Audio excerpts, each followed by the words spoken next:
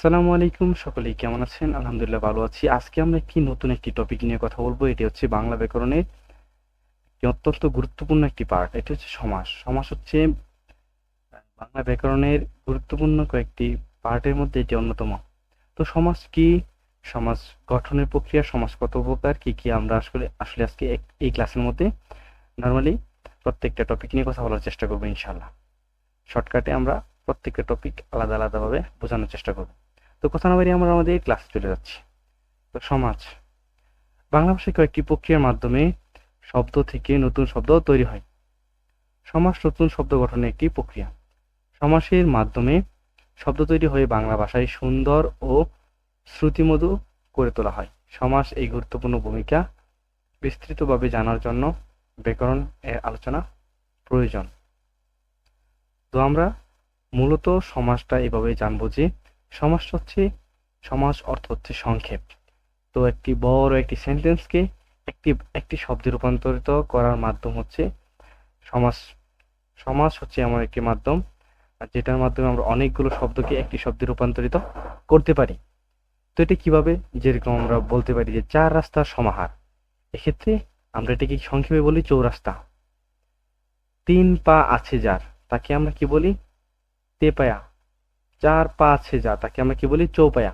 তো এরকম অনেকগুলো বাক্য আছে যেগুলো আমরা কি করি, অনেকগুলো শব্দ দ্বারা গঠিত একটি বাক্য। তো সেটা আমরা কি করি, সংক্ষেপে একটি শব্দে রূপান্তরিত করাই হচ্ছে মূলত সমাস। তো আমরা সমাসের প্রকার কি কি প্রকার আছে আমরা সমাসের প্রকারগুলো দেখব। বাংলা ভাষায় সমাস প্রধানত 6 প্রকার: দ্বন্দ্ব সমাস, তৎপুরুষ সমাস, দ্বিগু সমাস, কর্মধারয় সমাস, অব্যয়ীভাব সমাস, বহুব্রীহি সমাস। এখন কোন সমাসের কি কাজ, কোনটা কখন ব্যবহৃত করতে হয়, কোনটা কখন ব্যবহার প্রযোজ্য, এগুলো আমাদেরকে জানতে হবে। তো আমরা চলে যাই প্রত্যেক আলাদা আলাদাভাবে জানার জন্য। তো প্রথমত আমরা চলে যাচ্ছি দ্বন্দ্ব সমাস। দ্বন্দ্ব শব্দের অর্থ জোড়া। যে সমাসে দুই বা ততোধিক পদ মিলে এক পদ হয় এবং উভয় পদের অর্থই প্রধান রূপে প্রতীয়মান হয়, তাকে দ্বন্দ্ব সমাস বলে। যেমন ভাই ও বোন, ভাই বোন; ফল ও মূল, ফলমূল; কাগজপত্র, কাগজপত্র। এরকম শব্দগুলোকে মূলত দ্বন্দ্ব সমাস বলে। যেরকম মাতা ও পিতা, মাতা পিতা; সকাল এবং বিকাল, সকাল বিকাল। তারপরে বলতে পারেন সাপে এবং নেউলে, সাপে নেউলে। তারপরে দা এবং কুমড়া, দা কুমড়া। এই জাতীয় শব্দগুলো মূলত হচ্ছে দ্বন্দ্ব সমাস। তো দ্বন্দ্ব সমাস নিচে আরো কিছু উদাহরণ আছে, যেরকম দ্বন্দ্ব সমাস স্বল্প স্বর বিশিষ্ট এবং উচ্চারণে ও বানানে যে পদটি ছোট সেই পদটি সাধারণত শব্দের পূর্বে বসে। যেমন জমা ও খরচ, জমা খরচ; মুড়ি ও মুরকি, মুড়ি মুরকি; লাভ ও লোকসান, লাভ লোকসান। দ্বন্দ্ব সমাজে গৌরববোধক বা সম্মানিত পদ ও স্ত্রীবাচক শব্দের পূর্বে বসে। যেমন দেব ও দিস, দেব দিস; মাতা ও পিতা, মাতা পিতা; গুরু ও শিষ্য, গুরু শিষ্য; রাজা ও প্রজা, রাজা প্রজা। তো দ্বন্দ্ব সমাস বেসিক্যালি আমরা এটা বুঝতে পারছি যে দুইটা বিপরীত বা সমার্থকের এই জাতীয় শব্দগুলো দুইটা একসাথে উচ্চারিত হয় হচ্ছে মূলত দ্বন্দ্ব সমাস। এক জোড়া শব্দ উচ্চারিত হবে এরকম আর কি বলা হয়েছে, আমরা ভূমিকাতেই প্রথমে বললাম। এটা হচ্ছে দ্বন্দ্ব সমাস। তো দ্বন্দ্ব সমাসের কয়েক প্রকার হতে পারে। যেমন আমরা মিলনার্থক দ্বন্দ্ব, বিরোধার্থক দ্বন্দ্ব, বিপরীতার্থক দ্বন্দ্ব, সমার্থক শব্দের মিলনে দ্বন্দ্ব, সংখ্যাবাচক দ্বন্দ্ব, তারপরে অঙ্কবাচক, দুটো বিশেষ্য পদে যোগ, দুটো বিশেষণ পদের মিলন, দুটো সর্বনাম পদের মিলন, দুটো ক্রিয়াপদের মিলন। তো আমরা এই মূলত কয়েক প্রকারের দ্বন্দ্বই হয়ে থাকে। তো এই দ্বন্দ্বগুলো আমরা একটু একটু পড়ে নেব। তো আমরা তারপরে চলে যাচ্ছি তৎপুরুষ সমাসে। তৎপুরুষ সমাস কি, এটা আমরা আগে দেখব, ভূমিকাটা আগে দেখে নিই। যে সমাসে পূর্বপদের বিভক্তি লোপ পায় এবং পরপদের অর্থ প্রাধান্য পায় তাকে তৎপুরুষ সমাস বলে। পূর্বপদে যে বিভক্তিটি লোপ পায় সেই বিভক্তি অনুসারে তৎপুরুষ সমাসের নামকরণ করা হয়। যেমন চায়ের বাগান, চা বাগান; গাছে পাকা, গাছ পাকা। এখানে দুইটা উদাহরণ দেওয়া হয়েছে, চায়ের বাগান, চা বাগান। আমরা বলেছি উপরে ভূমিকার মধ্যে বলেছি যে সমাসে পূর্বপদের বিভক্তি লোপ পায়, যে সমাস কি পূর্বপদের বিভক্তি লোপ পায় এবং পরপদের অর্থ প্রাধান্য পায়। এখানে দেখেন চায়ের বাগান, এখানে মূলত চায়ের কি বাগানকে বোঝানো হয়েছে। তারপর একটা বলছি গাছে পাকা, এটা মূলত গাছে যে পাকা জিনিসটা ওটাকে বোঝানো হয়েছে গাছ পাকা, যে জিনিসটা মূলত পাকা ওটাকে বোঝানো হয়েছে যে এই জিনিসটা কি গাছ পাকা। আমরা বলি না যে গাছ পাকা ফল খেতে পারেন, তো এরকম মূলত এটা বোঝানো হয়েছে। তার মানে কি পরপদের অর্থ কিন্তু প্রাধান্য পাচ্ছে এখানে, যেটা আমাদেরকে জানতে হবে। তো তৎপুরুষ সমাস হচ্ছে 9 প্রকার, যেমন কি দ্বিতীয় তৎপুরুষ, তৃতীয় তৎপুরুষ, চতুর্থী তৎপুরুষ, পঞ্চমী তৎপুরুষ, ষষ্ঠী তৎপুরুষ, সপ্তমী তৎপুরুষ, নত্য তৎপুরুষ, উপপদ তৎপুরুষ তৎপুরুষ ও উপপদ তৎপুরুষ আর কি অলুক তৎপুরুষ। তো আমরা এই তৎপুরুষের যে 9টি প্রকার আমরা পরবর্তী ক্লাসে না হয় দেখে নেব। তৎপুরুষ আসলেই খুবই আমাদের জন্য গুরুত্বপূর্ণ এবং এটা নিয়ে আলাদা একটা ক্লাস করতে হবে আমাদেরকে, ওটা আমরা ইনশাল্লাহ পরবর্তীতে দেখব।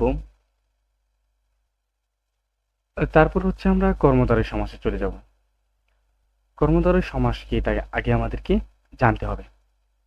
পরস্পর সম্বন্ধ বিশিষ্ট বিশেষণ ও বিশেষ্য পদ কিংবা বিশেষ্য ও বিশেষণ পদ মিলে যে সমাস হয় এবং যাতে পরপদের অর্থই প্রাধান্য পায় তাকে কর্মধারয় সমাস বলে। পরস্পর সম্বন্ধ বিশিষ্ট বিশেষণ ও বিশেষ্য, আগে বলছি বিশেষণ তারপরে বলছি বিশেষ্য পদে কিংবা বিশেষ্য ও বিশেষণ পদে মিলে যে সমাস হয় তাকে কি বলে হয় এবং যাতে পরপদের অর্থই প্রাধান্য পায় তাকে কর্মধারয় সমাস বলে। যেমন খাস যে মহল, খাস মহল, এখানে মহলকে বোঝানো হয়েছে। তারপরে দেখেন লাল যে ফুল, লাল ফুল। কর্মধারয় সমাস কতগুলো নিয়ম রয়েছে। কর্মধারয় সমাসে বেশ বাক্য সাধারণত বিশেষণ পদের আগে কি বসে, কখনো কখনো বিশেষ্য পদের আগে বসে। কর্মধারয় সমাস প্রধানত 4 প্রকার: মধ্যপদলোপী কর্মধারয়, উপমান কর্মধারয়, উপমিত কর্মধারয়, রূপক কর্মধারয়। 4 নাম্বারটা। তো হচ্ছে কর্মধারয়ের প্রকারভেদ। এখানে আমার সংজ্ঞাটা আবার বলতে চাচ্ছি যে পরস্পর সম্বন্ধ বিশিষ্ট বলছে পরস্পর সম্বন্ধ বিশিষ্ট বিশেষণ ও বিশেষ্য পদে কিংবা বিশেষ্য বিশেষণ পদ মিলে যে সমাস হয় এবং যাতে পরপদের অর্থ কি করে প্রাধান্য পায় তাকে কি বলে কর্মধারয় সমাস বলে। আচ্ছা, তারপরে আমরা চলে যাচ্ছি পরেরটা, অব্যয়ীভাব সমাস। অব্যয়ীভাব সমাস কি তাকে আমাদেরকে জানতে হবে। যে সমাসের পূর্বপদে অব্যয় থাকে এবং পূর্বপদের অর্থই প্রাধান্য রূপে প্রতীয়মান হয় তাকে অব্যয়ীভাব সমাস বলে। যে সমাসে পূর্বপদে অব্যয় থাকে এবং পূর্বপদের অর্থই প্রাধান্য রূপে প্রতীয়মান হয় তাকে অব্যয়ীভাব সমাস বলে। অর্থাৎ পূর্বপদে অব্যয় থাকবে এবং অব্যয়টাই প্রাধান্য রূপ পাবে, এটা হচ্ছে কি অব্যয়ীভাব সমাস। যেমন কি বলছে এখানে হচ্ছে, যেমন এখানে কয়েকটি উদাহরণ দেওয়া হয়েছে।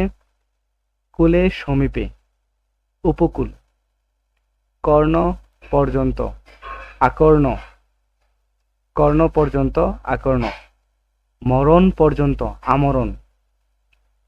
অব্যয়ীভাব সমাসে অব্যয় পদটি সামীপ্য, বিস্পা, তারপরে বলেছে অনতিক্রম, অবধি, সাদৃশ্য, যোগ্যতা, অভাব প্রভৃতি অর্থে প্রকাশ পায়। নিচে অব্যয়ীভাব সমাসের অব্যয় পদটি বন্ধনীর ভেতর দেওয়া হলো। আচ্ছা, নিচে অব্যয়ীভাব সমাসের অব্যয় পদটি বন্ধনীর ভেতরে দেওয়া হলো। যেমন কি বলছে সামীপ্য উপ অব্যয়, এখানে এই অব্যয়টা কিভাবে প্রাধান্য পায়। নগরের সমীপে উপনগর, দেখেন উপ হয়েছে। তারপরে মানে অব্যয়টা কিভাবে প্রাধান্য পাচ্ছে এটা আমাদেরকে আগে বুঝতে হবে। তো যে এখানে বলছি সামীপ্য অর্থে যেরকম এখানে উপ দিছে ব্র্যাকেটে বলছে কি উপ একটি কি অব্যয়। এখানে বলা হয়েছে নগরের সমীপে উপনগর, কণ্ঠের সমীপে উপকণ্ঠ, কুলের সমীপে উপকূল ইত্যাদি। তারপরে এখানে বলেছে নি বা নীর অব্যয়। তো এখানে বলেছে বিঘ্নের অভাব, নির্বিঘ্ন, বিঘ্নের অভাব নির্বিঘ্ন, আমিষের অভাব নিরামিষ, শ্রীর অভাব, শ্রীর অভাব বিশ্রী। তারপর এখানে অব্যয় দেওয়া হয়েছে পূর্ণ, পূর্ণ, ক্ষণে ক্ষণে, প্রতিক্ষণ, দিন দিন, প্রতিদিন। তারপরে আর দেওয়া হয়েছে অবধি বা কণ্ঠ, অবধি, আকণ্ঠ, সমুদ্র থেকে হিমাচল, আসমুদ্র, হিমাচল, সমুদ্র থেকে হিমাচল, আসমুদ্র, হিমাচল। তো এরকম মূলত এই যে আমরা যে উপ, নি, নির, তো এরকম যে অবধি, যে অব্যয়গুলো রয়েছে এগুলোই মূলত প্রাধান্য রূপ পেয়েছে আর কি। অব্যয়ীভাব সমাসে এগুলো মূলত প্রাধান্য রূপ পাবে। এগুলো আমরা আরেকবার দেখে নেব, এখানে তো এই পেজগুলো দেয়া আছে, প্রত্যেকটা পেজ আমরা দেখে নেব। তারপরে বলা হয়েছে বহুব্রীহি সমাস, যে সমাসে, যে সমাসে সমসমান পদগুলো কোনটির অর্থ প্রাধান্য পাবে, যে সমাসে সমসমান পদগুলোর কোনটির অর্থ প্রাধান্যভাবে না বুঝিয়ে তৃতীয় কোনো অর্থ বোঝায় তাকে বহুব্রীহি সমাস বলে। যেমন লাল পাড় যার, লাল পেরে, 10 আনন যার, 10 আনন। এখানে দেখেন কি বলছে, অর্থাৎ পরস্পর সম্বন্ধযুক্ত পদ দুটি মিলিত হয়ে যদি অন্য কোনো অর্থ প্রকাশ করে সেটি বহুব্রীহি সমাস। যেমন উপরে উদাহরণ, পূর্বপদ 10, পরপদ আনন, 10 আনন, কিন্তু কিন্তু দুটির কোনোটিও না বুঝিয়ে এখানে 10 আনন বোঝানো হয়েছে। আচ্ছা এখানে দেখেন, এখানে কি 10 বুঝিয়েছি, 10 আলাদাভাবে বোঝায়নি, আবার আননও আলাদাভাবে স্পষ্ট করেনি, দুটা মিলিয়ে অন্য একটি অর্থ হয়েছে, সেটা হচ্ছে কি 10 আনন কে বোঝানো হয়েছে। আচ্ছা বহুব্রীহি একটি সমাসবদ্ধ পদ, এর বেশবাক্য বহুব্রীহি আছে যার। এখানে পূর্বপদ বহু এবং পরপদ ব্রীহি, দুটো মিলে বহুদান বোঝানো উচিত ছিল, কিন্তু এখানে বহুদান আছে এমন ব্যক্তির অর্থাৎ ধনী ব্যক্তিকে বোঝানো হয়েছে। অর্থাৎ এটা আমি আবার বলতেছি, এখানে বলা হচ্ছে যে বহুদান আছে যার, কিন্তু বহুদান আছে যার এটা না বলে এখানে কিন্তু বোঝানো হচ্ছে যে বহুদান যেই ব্যক্তির আছে ওই ব্যক্তিকে মূলত বোঝানো হয়েছে। তো এটা হচ্ছে বহুব্রীহি সমাসের উদাহরণ। এরকম আর নিচে কিছু উদাহরণ দেওয়া হয়েছে, যেরকম বলছে বহুব্রীহি সমাসের সমস্ত পদটি বিশেষ্য ও বিশেষণ দুটোই হতে পারে। যেমন বলা হয়েছে পিত অম্বর যার, পিতাম্বর বিশেষ্য, এটা একটা পিতাম্বর একটা বিশেষ্য। তারপর হচ্ছে মা মরেছে যার, মা মোরা, এটা হচ্ছে কি বিশেষণ। বহুব্রীহি সমাসের বেশবাক্যে সাধারণত যাহার, যার, জাতি ইত্যাদি অর্থ ব্যবহৃত হয়। যেমন সুন্দর গন্ধ যার, সুগন্ধি, নীল নয়ন যে রমণীর, নীল নয়না। তারপর বলেছি স্ত্রীবাচক, সেই শব্দটা আমাদের স্পষ্ট না। আচ্ছা তারপরে আমরা দেখি আর কি আছে।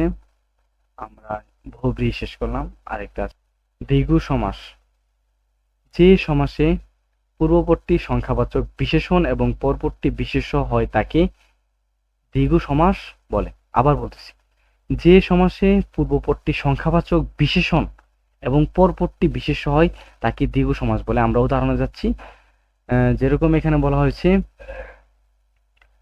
যেরকম এখানে নিচে উদাহরণে চলে যায়, আমরা বলেছি চৌরাস্তা, 4 রাস্তার সমাহার, 4 রাস্তার সমাহার। এখানে দেখেন 4 উল্লেখ আছে, কিন্তু বলা হয়েছে পূর্বপদ সংখ্যাবাচক।